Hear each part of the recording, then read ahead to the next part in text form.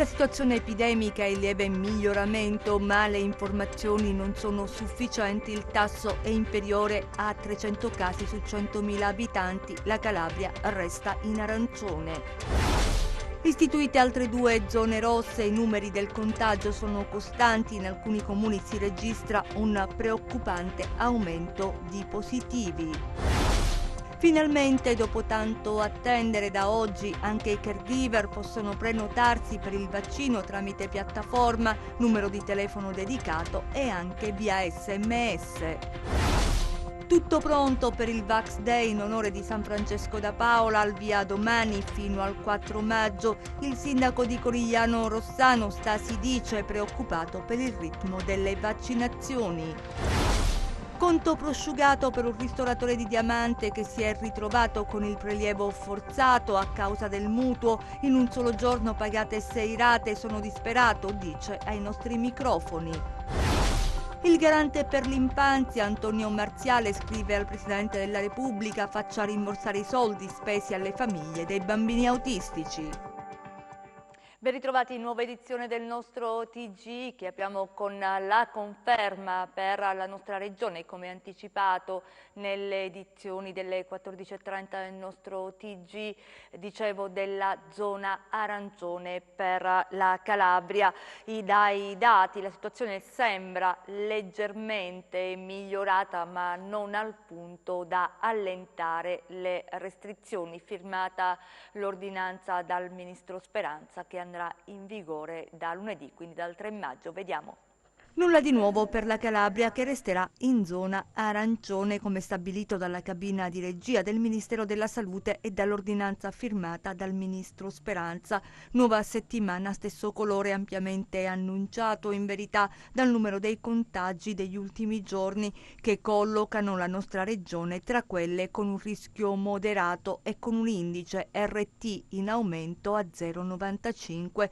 Qualche piccolo passo in avanti negli ospedali, dove si registra una lieve flessione dei ricoveri e un piazzale del pronto soccorso libero dalla fila delle ambulanze. La situazione è lievemente migliorata, ma da tenere sotto stretta osservazione, dunque non è possibile allentare le restrizioni. La Calabria, insieme alla Basilicata, alla Puglia, alla Sicilia e alla Sardegna, restano in arancione, in rosso solo la Val d'Aosta, il resto d'Italia in giallo. Contagi elevati in diversi centri del Cosentino negli ultimi 7 giorni, l'incremento dei casi accompagnato da una pressione sulle strutture ospedaliere che diminuisce davvero leggermente. La Calabria è tra le 8 regioni oltre la soglia d'allerta, vaccinazioni a ritmo sostenuto in attesa del Vax Day, queste 4 giornate da domani, quindi dal 1° al 4 maggio, che inizieranno proprio nelle prossime ore. Vediamo. Rocca Imperiale, Lattarico, Mandatoriccio, Rose, San Giovanni in Fiore, San Sosti, Luzzi, Bisignano e la nuova zona rossa Montalto-Fugo. Questi i centri della provincia di Cosenza che negli ultimi 7 giorni hanno registrato un numero di casi rilevante rispetto alla popolazione residente. I dati raccolti all'unità di epidemiologia dell'ASP fotografano una situazione ancora delicata nel territorio cosentino, con diverse aree dove si segnala un incremento dell'incidenza del contagio tra gli abitanti. In lieve calo le positività a Rende, 80 negli ultimi 7 giorni, e a Corigliano Rossano che ne conta 88, 135 nuovi casi positivi a Cosenza, trend in aumento nel capoluogo che negli ultimi 14 giorni ha totalizzato 207 contagi. In tutta la provincia sono stati 1324 i nuovi casi positivi. Oltre a Montalto, da ieri c'è un'altra zona rossa in Calabria e la frazione di Mileto-Paravati nel Vibonese. Misure di contenimento come conseguenza dell'incremento dell'incidenza del contagio che interessa un cospicuo numero di soggetti in età pediatrica. 2506 casi attivi nel Reggino, con ricoveri in aumento e posti letto quasi esauriti. La pressione sugli ospedali non accenna a diminuire e la Calabria è una delle 8 regioni che hanno un tasso di occupazione delle terapie intensive oltre la soglia critica del 30%.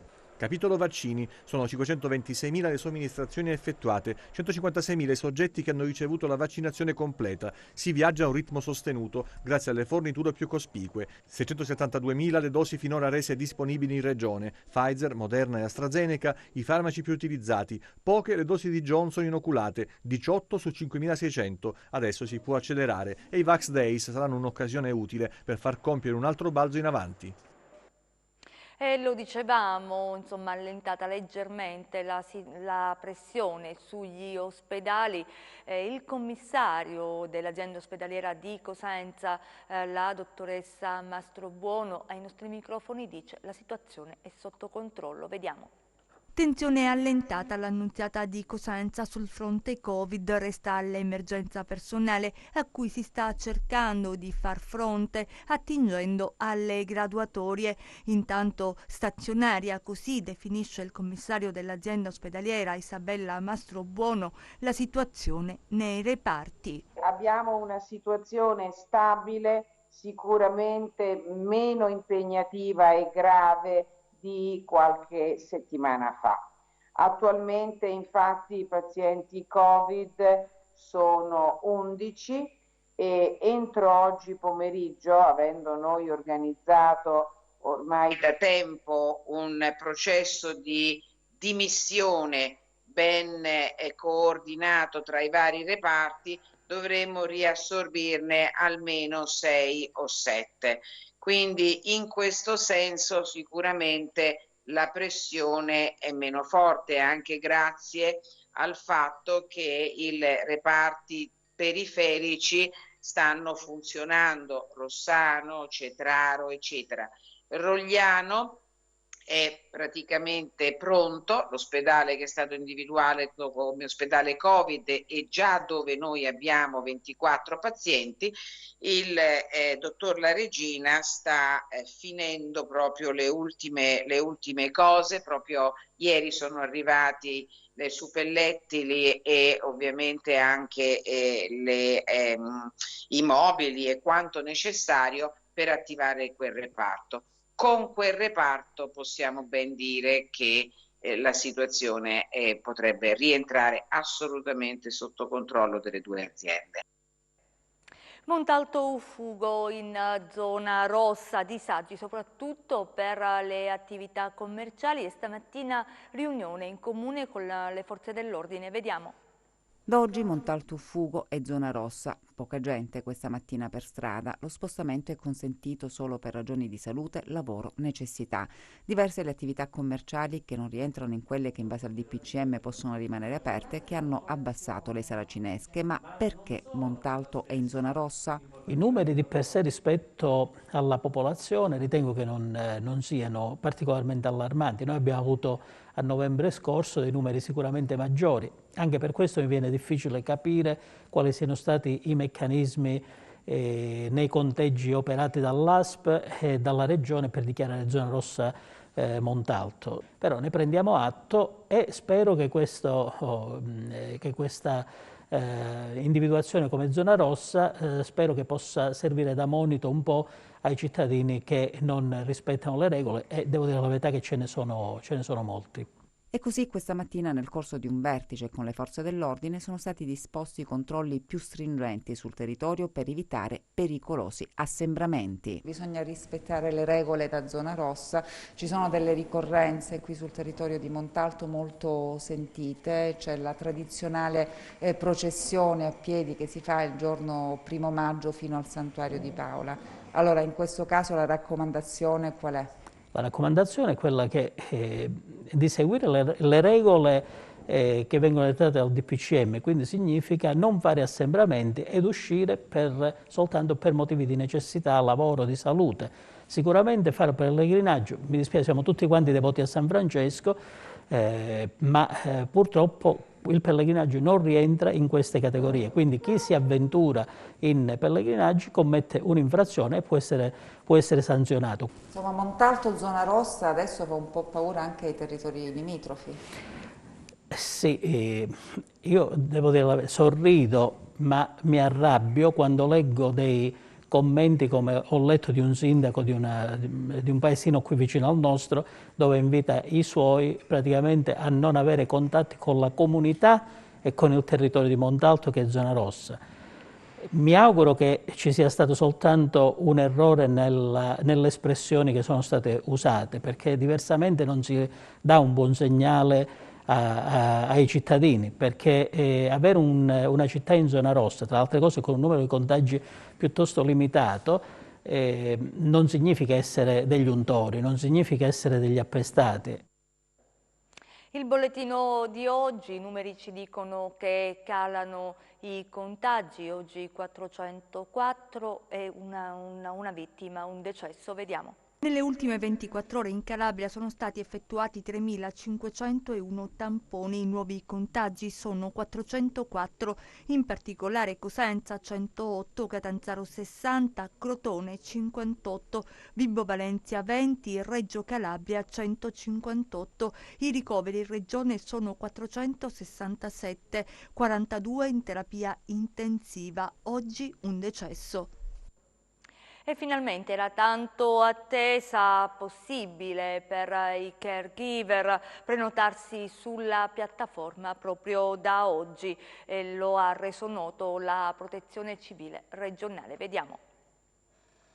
Oggi è la giornata delle prenotazioni per i caregiver, infatti dal primo pomeriggio sarà possibile anche per le persone che assistono e convivono con un familiare fragile accedere in piattaforma o tramite numero verde ed SMS e scegliere il giorno per effettuare l'inoculazione del siero. Nella categoria dei caregiver, lo ricordiamo, rientrano coloro i quali forniscono assistenza continuativa in forma gratuita o a contratto e il familiare convivente di un soggetto affetto da disabilità grave.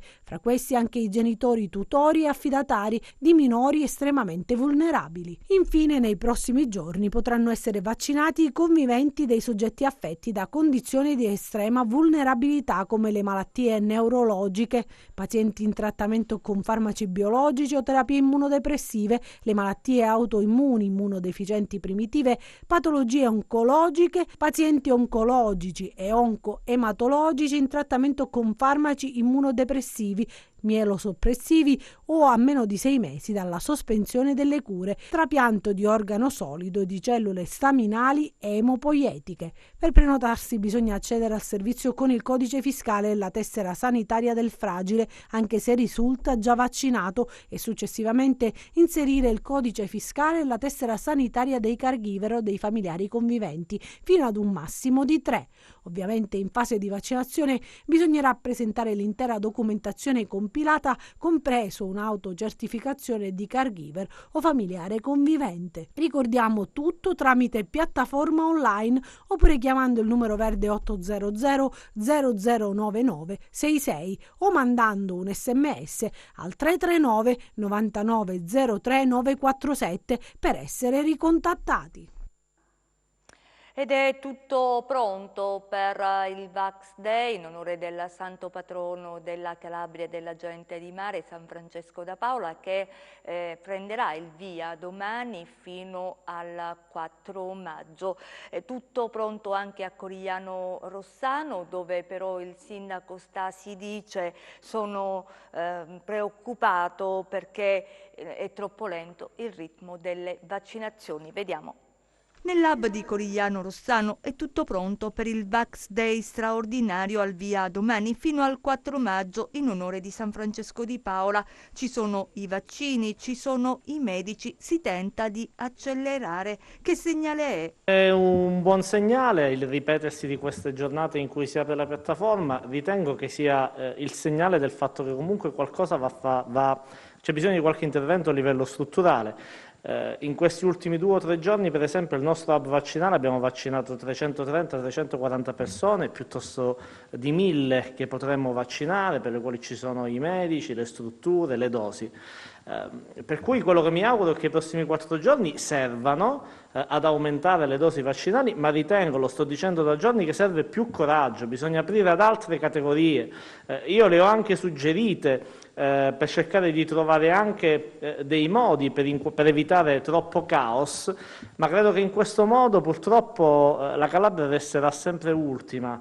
nelle statistiche nazionali, perché c'è bisogno di sbloccare la piattaforma. Io non credo che il problema sia la piattaforma, credo che il problema sia che le categorie sono troppo chiuse. Dobbiamo finire il personale scolastico, dobbiamo fare i servizi ambientali, dobbiamo andare nei supermercati e vaccinare i dipendenti dei supermercati. Questo è urgente. Credo che si stiano sprecando molte parole per verificare chi si è vaccinato. Io sono molto più preoccupato dei tanti che non si sono vaccinati. Il primo cittadino di Corigliano Rossano punta l'indice sulla troppa burocrazia che rallenta le vaccinazioni. Sono molto preoccupato dei ritmi con i quali stiamo vaccinando, nonostante in questo momento tutti i territori abbiano le strutture e adesso ci siano anche le dosi di vaccino disponibili. Evidentemente dobbiamo sbloccare qualcosa. In altre regioni hanno aperto e hanno attivato dei meccanismi per aprire, diciamo, a diverse categorie non appena si sarebbe registrato un rallentamento. In Calabria invece facciamo, ripeto, molte parole per chi si è vaccinato, probabilmente in maniera sbagliata, penso agli ultimi casi che sono rimbalzati agli onori della cronaca, però facciamo troppe poche parole per chi non si è vaccinato e dobbiamo sbloccare questa situazione. Anche in Calabria si potrà vaccinare all'interno delle aziende. È stato firmato il protocollo che riguarda le vaccinazioni sui luoghi di lavoro. Si potranno fare in aziende o in strutture private. Vediamo. Siglato alla Cittadella un protocollo d'intesa sottoscritto dal presidente Spirlì, dall'assessore Orso Marso, dal commissario Longo e dai rappresentanti delle sigle sindacali, che definisce le modalità per l'estensione della campagna vaccinale anti-Covid alle attività economiche e produttive del territorio calabrese. Il protocollo disciplina il rapporto di collaborazione fra la Regione Calabria e gli organi firmatari per l'estensione della campagna vaccinale alle attività economiche e produttive del territorio. I datori di lavoro, è scritto nell'intesa, possono manifestare la disponibilità e attuare i piani aziendali per la predisposizione delle vaccinazioni nei luoghi di lavoro in favore delle lavoratrici e dei lavoratori che ne hanno fatto richiesta. Inoltre si potrà procedere alle somministrazioni in azienda indipendentemente dall'età dei lavoratori, a patto che vi sia disponibilità dei vaccini. È una giornata importante perché ha visto seduti al tavolo organizzato dalla Regione Calabria tutte le rappresentanze delle piccole, medie e grandi realtà produttive della nostra regione, con uno spirito di collaborazione e di solidarietà incredibile, perché i rappresentanti della media e della grande produzione hanno messo a disposizione, assieme all'INAIL, i locali e gli strumenti per poter garantire anche ai più piccoli di poter partecipare alla campagna vaccinale senza particolari disagi. E ora vi raccontiamo una storia, sono le conseguenze anche economiche della pandemia. Un ristoratore di Diamante che si è ritrovato con il conto prosciugato perché sono state prelevate dal suo conto corrente 6 rate di mutuo in una sola giornata. Vediamo.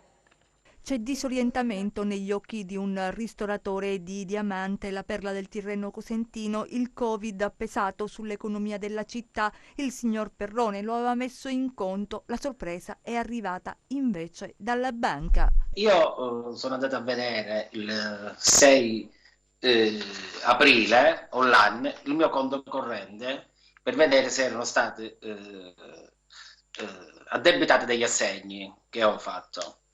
E quasi mi prendevo un colpo perché ho trovato il mio conto corrente svuotato, cioè sono stati addebitati 6 rate del mutuo da novembre ad aprile, tutti nello stesso giorno.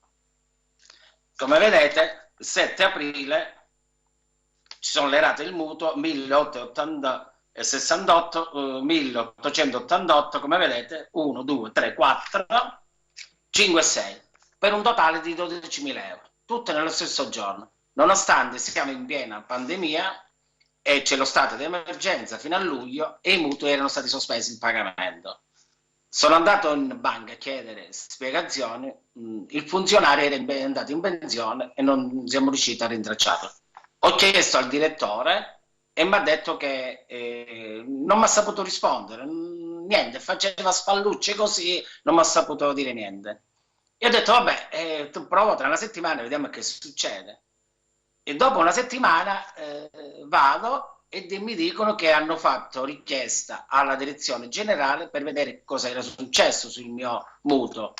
Però ad oggi, al 30 aprile, io non ho ricevuto nessuna risposta. Non so come mai sono state addebitate 6 rate del mutuo di quasi 12.000 euro. Io non so più cosa fare, cosa dire, cioè mi devono spiegare.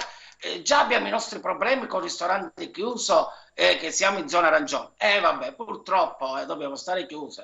Ma i sostegni non sono arrivati, perché io ho avuto il 25% di perdita rispetto all'anno precedente, però sembra una perdita, però per lo Stato no, non ci sono sostegni. Ma addirittura mi arriva questa cosa qua, ma vi rendete conto? Cioè, cosa si deve fare per noi ristoratori? Ditemi voi cosa si deve fare. 12.000 euro il conto corrente svuotato. Abbiamo fatto tutte le documentazioni possibili per rinnovare, perché a me mi avevano detto che per un anno erano sospese, anche perché la pandemia non è finita, siamo in stato di emergenza. Niente, non mi sanno rispondere. Non mi sanno rispondere. Io ho aspettato, cioè questo è successo il 7 aprile, oggi ne abbiamo 30. Vedete quanti giorni sono passati e nessuno mi sa dire niente. Cioè, è tutto documentato, tutto documentato. E speriamo qualcuno dia risposta a questo imprenditore. Cambiamo argomento. Il garante per l'infanzia Antonio Marziale scrive al Presidente della Repubblica, lancia un appello e dice: faccia rimborsare i soldi spesi alle famiglie dei bambini autistici. Vediamo. Signor Presidente della Repubblica, nelle vesti di garante per l'infanzia e l'adolescenza della Regione Calabria, carica da me ricoperta dall'aprile 2016 al giugno 2020, mi sono incessantemente occupato in tutti i modi consentiti dal ruolo per il rimborso delle spese alle famiglie dei bambini autistici. Superfluo dirle che sono stato bellamente rimbalzato da un ufficio all'altro con promesse di imminente risoluzione di fatto eluse. La Calabria non dispone di nemmeno un reparto pubblico di neuropsichiatria infantile, nonostante sia la regione con il più elevato tasso di povertà economica ed educativa, per cui le famiglie dei bambini coinvolti sono costrette a ricorrere a cure private, il cui rimborso spese è a carico del Servizio Pubblico Territoriale, la ASP. Signor Presidente, lei è l'ultimo appiglio di questi bambini e dei loro genitori. E ora parliamo di ricerca, perché grazie a un ricercatore che ha studiato all'Università della Calabria e che è stato anche protagonista della 4ª edizione della giornata della ricerca italiana nel mondo, è nata, pensate, una start-up sul DNA. Ma vediamo di cosa si tratta.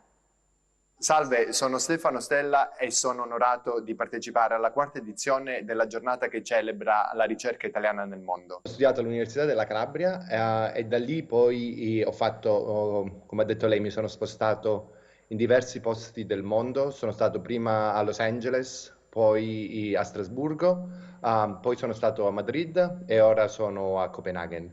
E qui a Copenaghen abbiamo fondato una startup che utilizza una tecnologia che viene utilizzata per curare malattie genetiche che attualmente non hanno cura. E questa tecnologia si basa su queste molecole che si chiamano CRISPR e che l'anno scorso hanno le 2 scienziate che le hanno scoperte hanno entrambe vinto il premio Nobel. Lei è un'eccellenza che dalla Calabria è partito per il mondo e poi si è evoluto, nel senso che ha fondato questa startup importantissima per la ricerca. Sì, orgoglioso di aver studiato in Calabria e soprattutto con la formazione che ho avuto mi è stato possibile fare tutta questa ricerca, tutto questo percorso di ricerca che ho fatto, che mi ha portato ora a dirigere questa startup che abbiamo cominciato nel 2019 come un piccolo progetto all'università. E poi abbiamo avuto dei grossi finanziamenti alla fine del 2020 Nel 2020 eravamo 2 persone che lavoravano nella compagnia e ora siamo 13. Quanto è importante la ricerca? È fondamentale perché ci permette di produrre cose che non esistono ancora e di migliorare tutto ciò che esiste. Infatti una delle nostre ambizioni è utilizzare le nostre tecnologie per correggere in una maniera completamente rivoluzionaria queste malattie genetiche. Infatti alcune di queste malattie, come le malattie del sangue per esempio, ma anche malattie del metabolismo, non hanno una vera e propria cura, ma l'unica cosa che possiamo fare è correggerne e alleviarne i sintomi. Invece con la nostra tecnologia quello che proviamo a fare è correggere la malattia dall'origine e soprattutto quello che ci piacerebbe fare è avere una singola somministrazione, quindi un individuo che è malato non deve più prendere, come per così dire, una pillola per tutto il resto della vita, ma semplicemente fare un'unica applicazione e il problema è risolto. Le notizie dalla borsa adesso.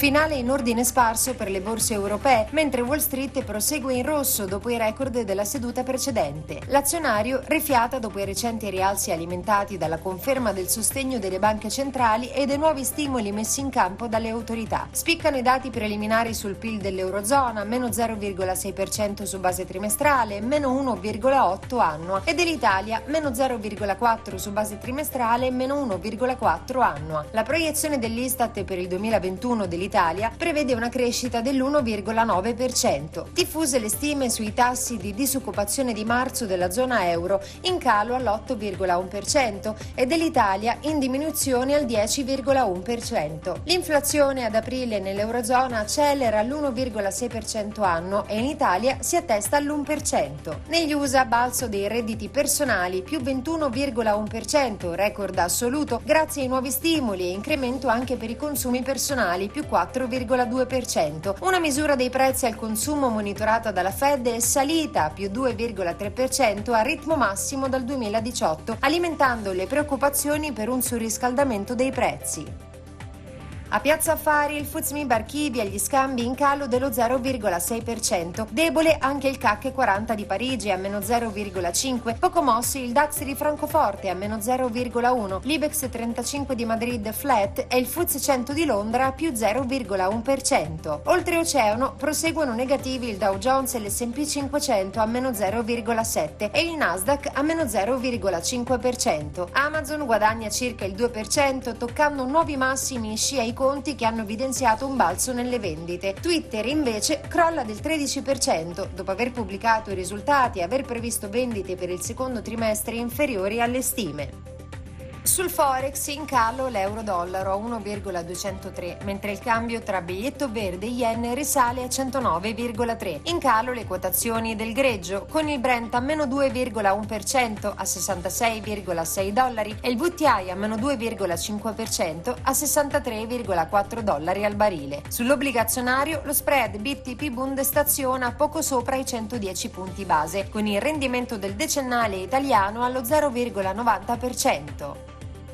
Tornando a Piazza Affari, tra le big cap avanzano soprattutto Tenaris a più 3,4% e Telecom Italia a più 3,9%. Quest'ultima dopo l'ok di CDP all'acquisto di un ulteriore 10% di Open Fiber che potrebbe accelerare il dossier sulla rete unica. In calo invece STM a meno 4,2%, oltre ad Eni a meno 2,7% dopo i conti. Poco mossa Atlantia a più 0,3% nel giorno del CDA chiamato ad esaminare l'offerta del CDP. Grazie e buon proseguimento di serata.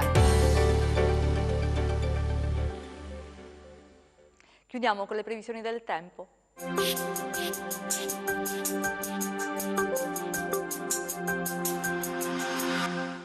Ben ritrovati da Meteo in Calabria. Una profonda seccatura si estende dalla penisola scandinava fino verso la Spagna, apportando maltempo in particolare sul centro-nord Italia, mentre la Calabria è esposta a correnti meridionali che provocheranno il passaggio di nubi medio-alte in un contesto di temperature in ulteriore graduale aumento, soprattutto sui versanti tirrenici, dove localmente si raggiungeranno i 30 gradi. Passiamo alle previsioni in dettaglio. Domani cielo parzialmente nuvoloso, a tratti nuvoloso con la possibilità di brevi, deboli isolate piogge sul Cosentino. Temperature in aumento ovunque nei valori minimi, massime in aumento su Vibonese e Piana di Gioia Tauro con valori oltre i 30 gradi. Passiamo a mari e venti. Domani sullo Ionio ventilazione debole dei quadranti orientali, mentre sul Tirreno si avranno venti di direzione variabile. Mari tra poco mossi e mossi. Per ulteriori approfondimenti vi rimando al sito www.meteoincalabria.com e alla nostra pagina Facebook Meteo in Calabria. È tutto, ci fermiamo qui, grazie per essere stati con noi, grazie a Francesco Camposani, grazie a Giuseppe Costanzo, vi auguriamo un buon proseguimento.